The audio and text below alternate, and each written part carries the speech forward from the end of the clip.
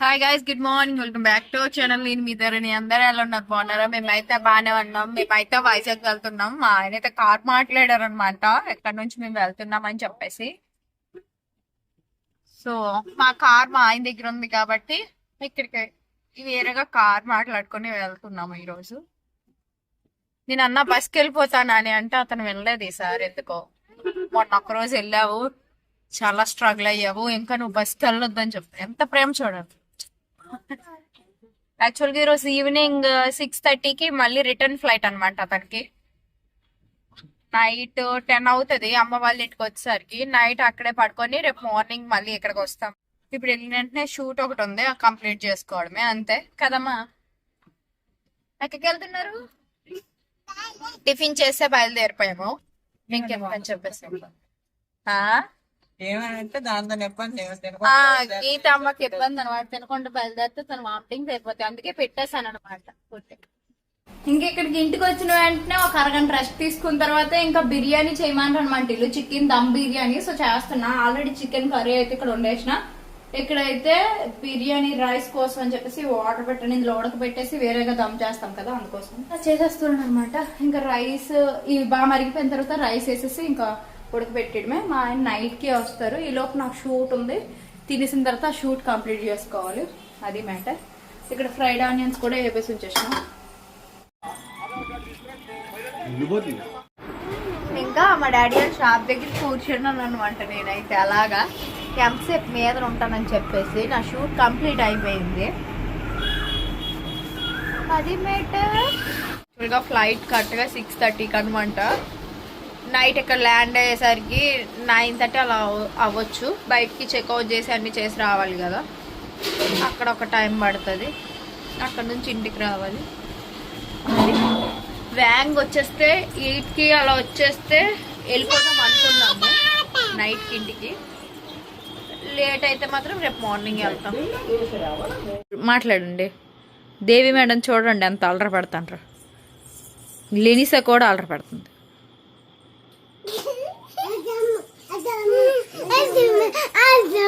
Excitement మామూలుగా లేదనమాట. ఇంకా వాళ్ళ డాడీ వచ్చేస్తున్నారని చెప్పేసి మా ఆతగాడు రోడ్కి వెళ్ళాడు అనమాట తీసుకురావడానికి. ఎంత అలర పెడతానరో తెలీదు. మా నాన్న వస్తాన్రు అని చెప్పేసి ఎన్నో రోజులు బట్టి మళ్ళీ అలా నన్ను చూడనట్టు అవుతాన్రో చూడండి. పడిపోతారు. అయిపోయిందా జర్నీ? నాన్న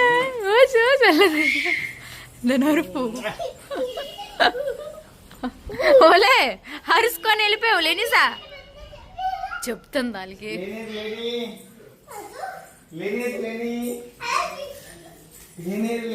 ఏడ్ చెప్తుంది అది డాడీ. గీతకు చెప్పులు తీసుకొచ్చారు. దీనికో మరి తెచ్చావా? ఏటమ్మా చెప్పులు కొన్నారా? అది వేసేస్తుంది. వావ్ ఎంత క్యూట్ ఉన్నాయి. ఉన్నాయా చెప్పులు? నాకేట్ తేలేదని అగో ఏమైనా అంటే వాళ్ళు ఫ్రీగా ఇచ్చారు, పట్టుకొచ్చారు. ఇదేదో జాగ్రత్త గ్లాస్ లో ఉంది. అది ఏంటది? ఏంటర్రా పంచుతాను.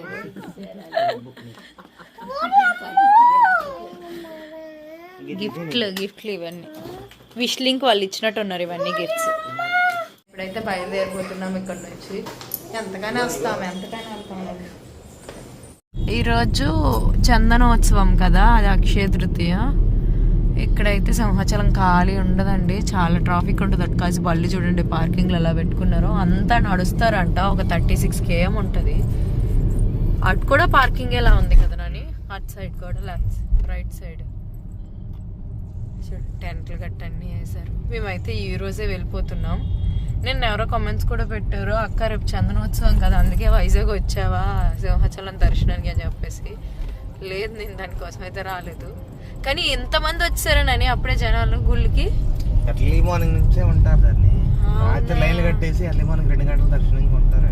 ఓకే ఎర్లీ మార్నింగ్ నుంచే ఉంటది స్వామివారి నిజరూప దర్శనం. అది ఒక్క రోజే అంట కదా సంవత్సరంలోని స్వామి వారి నిజరూప దర్శనం ఉంటుంది. చూడు పోలీసులు చాలా మంది ఉన్నారు, నార్మల్ పోలీసులు, ట్రాఫిక్ పోలీసులు.